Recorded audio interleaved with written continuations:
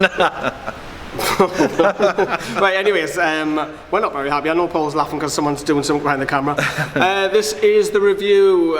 Anybody who follows us, you know what's coming. This is I would say, the main video, you want to call it that. We'll talk about the lineups, first half, second half.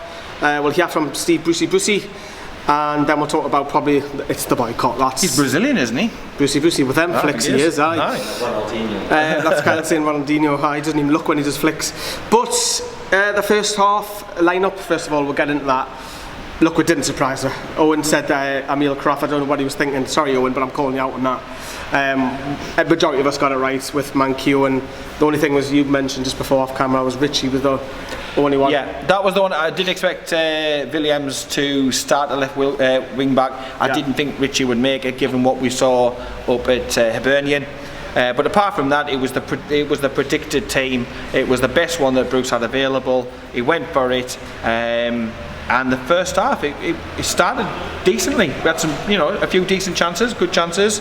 I was quite impressed. I think we made them look ordinary. Yeah, they were a little bit mismatched and a bit sort of mended up, and they had a fantastic bench to be able to call on. But I think first half we were great. I think Kyle's a little bit exhausted with the day. Have a look at that. I'm just sitting waiting for you, lads. I think it's a bit tired. I'm not tired, I'm just sitting here waiting. I like a new car. Anyways, I thought, going into half time, everyone was quite optimistic in the Shark Bar. Obviously, we obviously boycotted it, as you know, you've seen the video. Almiron looked very bright for me. And we know that yesterday you mentioned the dive, need to cut it out, but I was pretty optimistic. I thought, this is anybody's, this, because apart from we had the Joe Linton header, I can't remember Arsenal having too many chances in that first half. Like you say, we don't want any of that Almiron. We don't want him to get the reputation. Because he will win us penalties, he will win us free kicks. We don't want the histrionics. But yeah, I mean, what did they offer? What threat did they have with the fantastic? Yeah, it was a mix and match team, but they still had some fantastic players out there. They did very, very little. We looked comfortable. We probably shaded the better chances. Some of the kicking was a bit suspect in the first half from Dubravka, but apart from that, I was quite confident of at least a point at half time, definitely. Yeah, I was, because if you looked at the Arsenal lineup, we probably should have touched upon that. It's very makeshift. That's not going to be the Arsenal side if you're playing another top 5-6 side, definitely not. The second half, I think Arsenal probably shaded it, maybe. Yeah, they did, let's be honest. No massive real good chances, but let's talk about, obviously, the game was just the weather conditions as I touched upon. Arsenal were getting a lot more of the ball, keeping the ball as well. And then that killer instinct, obviously we talked about the substitutions with Williams had just literally been on the pitch 2 minutes. Came on in a strange position to start off with. He was in a central midfield role, but then he moved over to left later on, well, about 5 minutes later. But Lascelles does that pass to him, and he's just caught off guard. He's not alive, is he? He didn't look happy when he first come on. I think he didn't want that position. He made that ultimately very clear for his interviews when he joined the club. So it probably wasn't the best start and the best introduction. He comes on and it was lazy. He didn't come to the ball, and it was just that one moment of indecision is the difference between 0 points and 3 points. We deserved a point. They didn't deserve to win, but obviously kudos to them. They're taking the 3 points back down to London, but it had draw wrote all over it, and it's just so good. You don't mind if it's a moment of brilliance from one of their top flair players, and you think, well, that's the difference, in investment and all of that.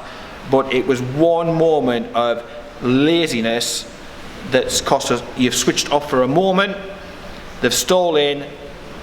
It's so simple. It is, and then gutting. But I will just say that the second half, the only disappointment I sort of had in a way was we didn't go for that extra gear to try and get it back. There was no clear cut chances.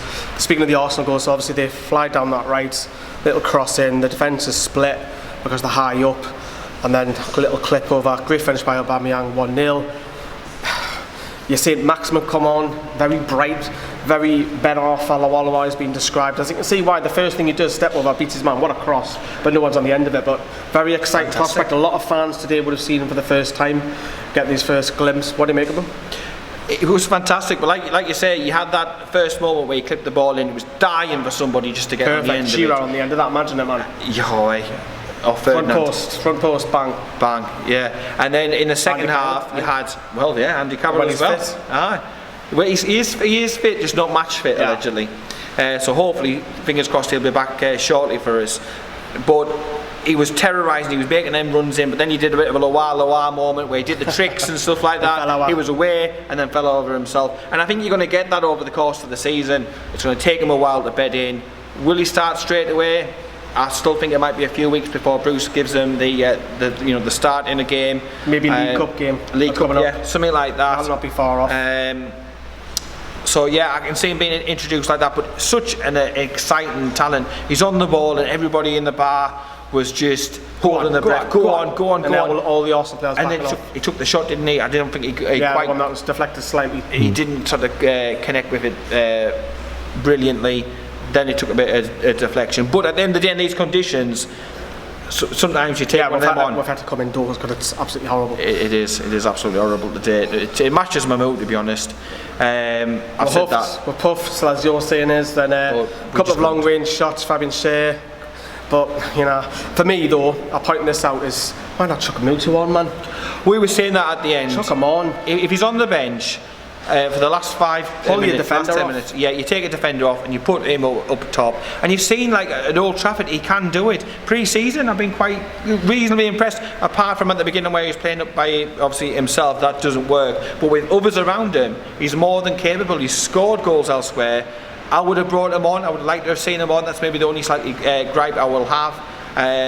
But you know, we move on. We didn't have a fantastic record last season. 1 in 12 against the top 6. So we move on. We move on to Norwich, and I think with the players that we've got, the firepower and pace. Man City, by the way. It was, but it doesn't get mentioned much by Sky. That does it? Wonder why.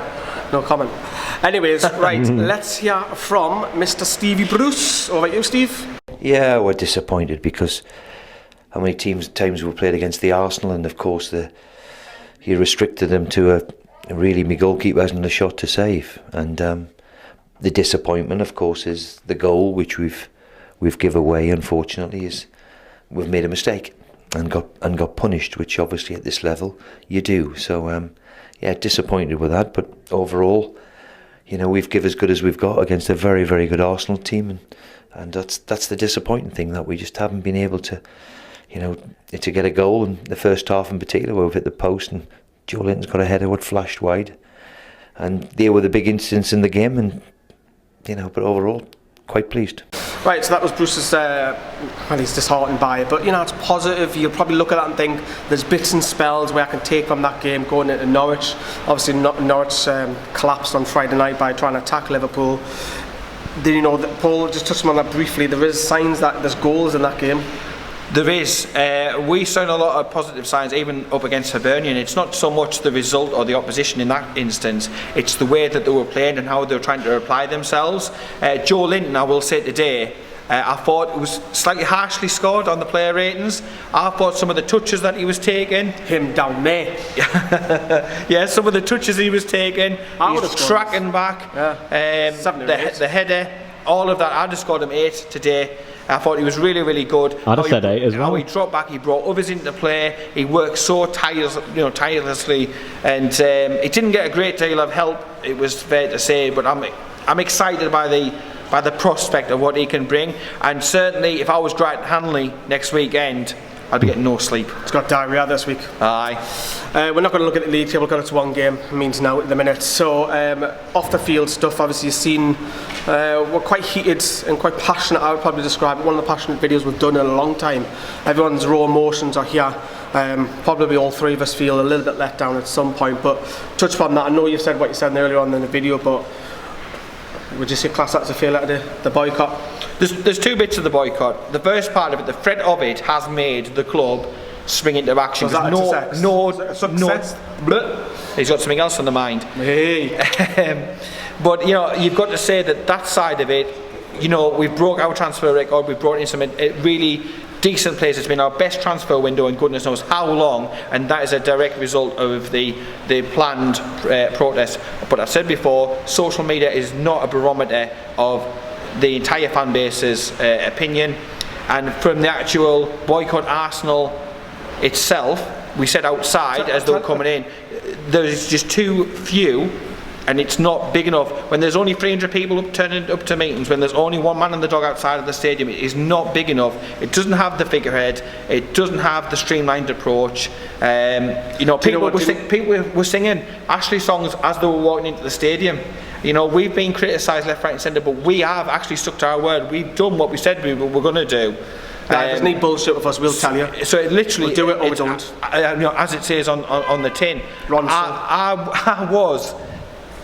I was really pissed off. I think also I forgot to mention this in the earlier video about it as well.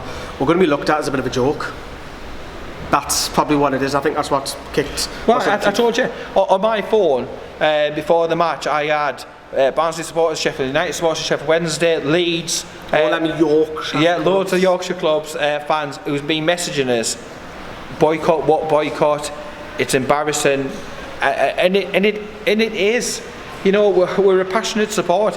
I think we've either got to, you're all in or you're all out. And to me, today, I know the weather and stuff, but come on, you can't use that as an excuse. Just once, the weather wasn't great. I think some people are going to criticise us for going to games. Some people aren't. Some people are going to get criticised for buying merch. Personally, I don't. People are going to get programmes. I don't. Whatever your stance on it. Each to your own. At the end of the day, do what you want to do. Nobody's going to tell you what to do. There's no figurehead on it whatsoever. Like for example, we must stress, and I forgot to mention this, is that Johnny went in today from the group. So we're not all united as a group. Johnny went in. He hasn't spoke yet, but I'm sure he will. And he wanted to go in to support the team, which I totally respect, and all of us do. So we're not all unanimous in this. But let us know what you think. We'll hear from Johnny in probably the next few days on his take on that. Get a different perspective, and then we'll probably kill it unless something drastic happens with another one which we can't really see. Let us know what you think. Tell everyone. Bye bye.